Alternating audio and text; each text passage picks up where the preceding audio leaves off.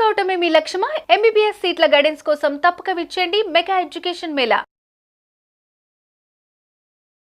Sir ఇప్పుడు ఈ gut హెల్త్‌ని మనం సెట్ చేసుకోవాలి అంటే కేవలం ఫుడ్డేనా? లేకపోతే త్రూ మెడిసిన్స్ లేదు అంటే మన హాస్పిటల్స్ త్రూ అట్లా చేసుకోవచ్చునా?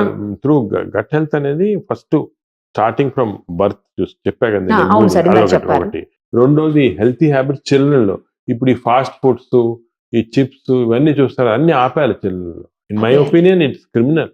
ఇప్పుడు Sir. మీరు స్కూల్స్ పక్కన చిన్న చిన్న లిక్కర్ షాప్స్ ఉండకూడదు అంటారు. నా ప్రకారం స్కూల్స్ పక్కన అసలు ఈ ఫాస్ట్ ఫుడ్స్ కూడా ఉండకూడదు, తీసేయాలి. This criminal. ఈ ఫాస్ట్ ఫుడ్స్ అయితే చిల్డ్రన్ దగ్గర ఫ్యాటీ లివర్ డెవలప్ చేస్తారు. లివర్ లో ఫ్యాట్ వచ్చి ఫ్యాట్ వల్ల ప్రాబ్లమ్స్ వస్తుంది బికాస్ ఆఫ్ దిస్. సో అసలు government should even ban fast food places. ఈ all this chips, noodles, hamburgers, pizzas ఇవన్నీ కూడా స్కూల్స్ లో ఉండకూడదు. ఎందుకంటే again bacteria changing because children change అయిపోయి ఒబెసిటీ చూసారా, చిల్డ్రన్ ఎంతమందికి లావు కావటము, ఫ్యాటీ లివర్ ఇవన్నీ వస్తున్నాయి. సో అది సెకండ్. థర్డ్, మన అడల్ట్ అయిన తర్వాత మనకి కొన్ని హ్యాబిట్స్ రెగ్యులరైజ్ చేస్తారు. For example everyday physical activity అనేది, అది people are not realising important. Physical activity అనేది వెయిట్ తగ్గించుకోవటం కాదు, మజిల్స్ రావటం వల్ల కాదు. అవి రెండు secondary importance and physical activity వల్ల బ్యాక్టీరియా చేంజ్ అయిపోతున్నాయి. గట్లో బ్యాక్టీరియా చేంజ్ అయిపోయి they are causing creating problem. So physical activity కరెక్ట్గా ఉండాలి. సెకండ్ థింగ్ ఏమో డయట్ లో అసలు మీరు చాలా ఉంటాయి, ఫ్యాట్స్ అని అంటాం కదా, ఇంటర్మీడియట్ ఫ్యాట్స్ ఈవెన్ అవన్నీ ఏం లేదు. జనరల్ గా high fibre, for example typical south Indian vegetarian food best. మనకి ట్రెడిషనల్ గా తినే అది క్వాంటిటీస్ కొంచెం కంట్రోల్గా తినాలా, ఫైబర్ ఎక్కువ ఉండాలా. And again we should avoid sugar కానీ. ఇంకోటి రాంగ్, ఫ్రూట్ జ్యూస్ వల్ల బ్యాక్టీరియా చాలా దెబ్బతింటున్నాయి. సోడాస్ వల్ల బ్యాక్టీరియా దెబ్బతింటుంది. అంటే fruit juices they don't contain fibre. అందరు ఆరెంజ్ జ్యూస్ తాగుతుంటారు, తప్పు. ఆరెంజ్ జ్యూస్ మార్నింగ్ తాగకూడదు, తప్పది. దే కంటైన్, మార్నింగ్ ఫ్రూట్ తినచ్చు, fruits are good but not fruit juice. ఆ ఫ్రూట్ జ్యూస్ అనేది అమెరికాలో ఎప్పుడో 1950s లో ఎక్కువ ఆరెంజెస్ ప్రొడ్యూస్ చేశారు కంట్రీ. అవి వేస్ట్ అయిపోతున్నాయని చెప్పి ఒక ఇండస్ట్రీ స్టార్ట్ అయింది. అది అడ్వర్టైజ్మెంట్ స్టార్ట్ అయింది, ఫ్రూట్ జ్యూస్ తింటే మంచి హెల్త్. ఇప్పుడు అమెరికాలో చూస్తే ప్రతివాడు పొద్దున్న ఫ్రిడ్జ్ తీసి ఒక fruit juice, orange juice glass వేసుకొని తాగుతారు అనమాట, హెల్తీ అనుకోని. తప్పది, టోటలీ రాంగ్. జ్యూసెస్ లో only juice which is good is coconut water. Coconut water రోజుకు 2 గ్లాసులు తాగితే మన బ్యాక్టీరియా, మంచి బ్యాక్టీరియా వస్తాయి మనకి. Fresh coconut water, not bottled కాదు. మనకి ఫ్రెష్ కోకోనట్ వాటర్ ఇక్కడ మన దగ్గర బాగా, అంటే ఎస్పెషల్లీ సర్కార్ ఏరియాస్ బాగా ఎక్కువ. చాలా అది ఫ్రెష్ కోకోనట్ వాటర్ మీరు ఒక గ్లాస్ 2 గ్లాసెస్ ఎవ్రీడే తింటే బ్యాక్టీరియా మంచిది. పిల్లలకి, అడల్ట్స్ అందరికి న్యాచురల్ అది. అదే వీళ్ళు అన్ఫార్చునేట్ ఏమో పిల్లలు సోడాస్ డైట్, ఏమన్నామంటారు, డైట్ కోక్ అంటారు, 0 క్యాలరీ. దాంట్లో ఏమంటే ఈ సోడాస్ లో, డైట్ కోక్స్ లో, దాంట్లో అంతా ఈ it is changing the bacteria. ఇది కూడా చూసాం. ఇంకోటి షుగర్ ఫ్రీ అంటాం కదా. అవును సార్. అసలు అగైన్ దీనిపైన మేము రీసెర్చ్ చేసాం. షుగర్ వాడితే ఏమవుతుందంటే, ఈ డయాబెటీస్ షుగర్ వాడకూడదు, షుగర్ ఫ్రీ అనేది. అసలు షుగర్ ఫ్రీగా ఉన్న సబ్స్టెన్స్ అన్ని కూడా బ్యాక్టీరియా చేంజ్ చేసి ఎక్కువ క్యాలరీస్ ప్రొడ్యూస్ చేస్తుంది. సో షుగర్ కన్నా అది వర్స్ట్. షుగర్ తిన్నా పర్వాలేదు, షుగర్ ఫ్రీ వల్ల ఇంకెక్కువ మెటబాలిజం చేంజ్ చేస్తుంది. సో ఇవన్నీ కూడా కొన్ని మిత్స్ ఉన్నాయి, పీపుల్ తెలియటం లేదు. They are doing all this. అసలు ఏం వాడకపోయినా షుగర్ వాడినా పర్వాలేదు డయాబెటీస్, బట్ షుగర్ ఫ్రీ అనేది చేయకూడదు. It is causing a problem. It is changing. అదే విధంగా టూత్ పేస్ట్ లో టైటానియం అని ఉంటుంది. ఇప్పుడు ఎవరు చూసుకోరు అది. టూత్ పేస్ట్ లో టైటానియం ఆక్సైడ్ ఉందంటే, టైటానియం ఆక్సైడ్ ఉన్నవి ఎస్పెషల్లీ చిల్డ్రన్ చేస్తారు, బ్రష్ చేసి మింగుతారు టూత్ పేస్ట్. మింగినప్పుడు ఈ టైటానియం ఆక్సైడ్ ఉంటే బ్యాక్టీరియా చేంజ్ అయిపోయి బ్యాడ్ బ్యాక్టీరియా వస్తుంది. సో దానికి టూత్ పేస్ట్ మీరు కొన్నప్పుడు చూసుకోండి టైటానియం ఆక్సైడ్ ఉందా లేదా.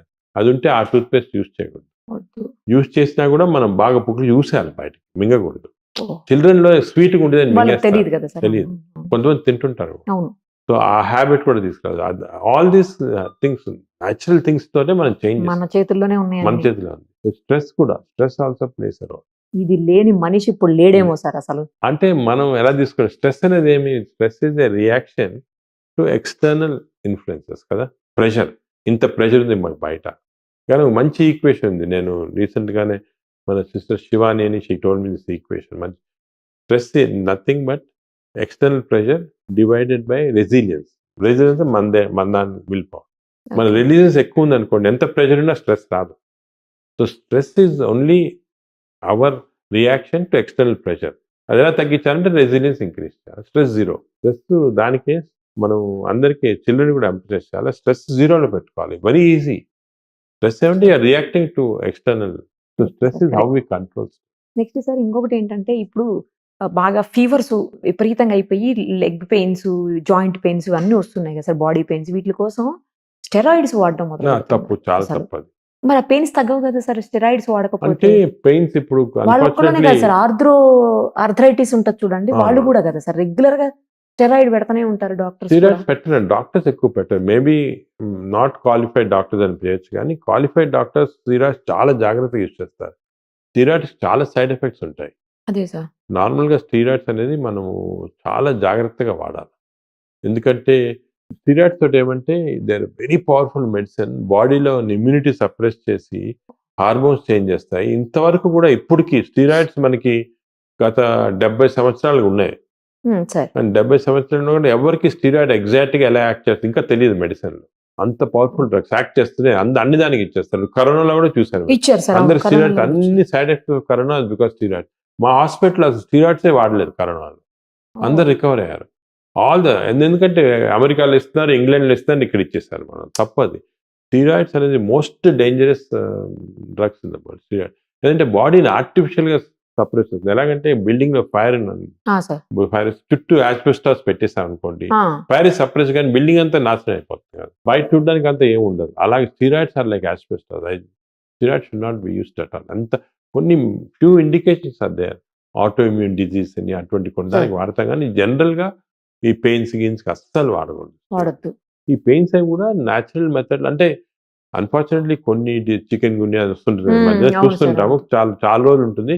కానీ న్యాచురల్ ఎక్సర్సైజెస్, దాని తర్వాత కొన్ని సానా, హీట్, అటువంటి దాంతో స్లోగా కంట్రోల్ చేయాలి చాలా.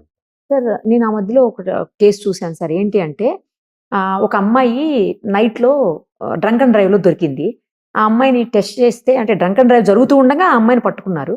టెస్ట్ చేస్తే ఆ అమ్మాయి ఆల్కహాల్ తీసుకుందని చెప్పేసి అందులో వచ్చింది. బట్ ఆ అమ్మాయి జీవితంలో ఏనాడు ఆల్కహాల్ తీసుకోలేదు. అసలు ఆ అమ్మాయి మందు తాగటం అంటే డ్రింక్ అవన్నీ ఏం తెలియదంట, డ్రింకర్ కాదు. ఆ అమ్మాయిని తర్వాత టెస్ట్ చేసి మన హాస్పిటల్లో అనుకుంటా టెస్ట్ చేశారు. టెస్ట్ చేస్తే ఆ అమ్మాయి పొట్టలో యాసిడ్స్ ఉన్నాయని వచ్చారు. అది ఏంటి సార్ అసలు, ఎందుకు అట్లా అవుతుంది? అది కూడా చాలా ఇంట్రెస్టింగ్ కేసు, మేము చూసాం ఈ మధ్యన. ఇప్పుడు హైదరాబాద్ లో మీరు చూసారు, రాత్రి 12 గంటల తర్వాత సాటర్డే సండే కానీ లేకపోతే న్యూ ఇయర్ ఫ్రైడే కూడా చేస్తారు అనుకుంటా, టెస్ట్ చేస్తారు మీకు ఆల్కహాల్ ఉందా చేస్తే ఆల్కహాల్. సో నాకు కూడా తెలిసిన వాళ్ళు కూడా 2-3 అసలు టీటోటలర్స్ చేస్తే ఆల్కహాల్ పాజిటివ్ వస్తుంది.